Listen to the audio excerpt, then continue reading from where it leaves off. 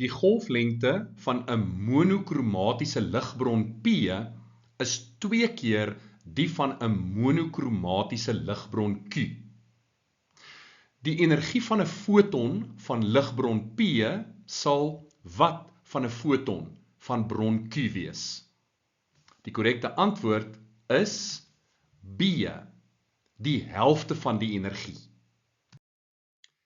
Die energie van 'n foton is omgekeerd eweredig aan die golflengte van die foton.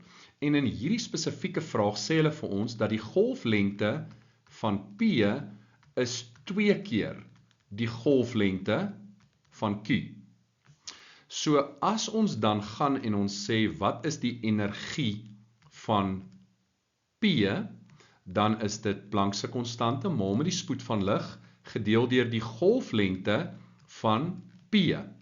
En dit is gelyk aan Planck's konstante maal met die spoed van lig gedeel deur 2 keer die golflengte van Q. Met ander woorde, dit is die helfte maal met Planck's konstante maal met die spoed van lig gedeel deur die golflengte van Q. En wat is Planck's konstante maal met die spoed van lig gedeel deur die golflengte van Q? Dit is op die eind van die dag die energie van Q.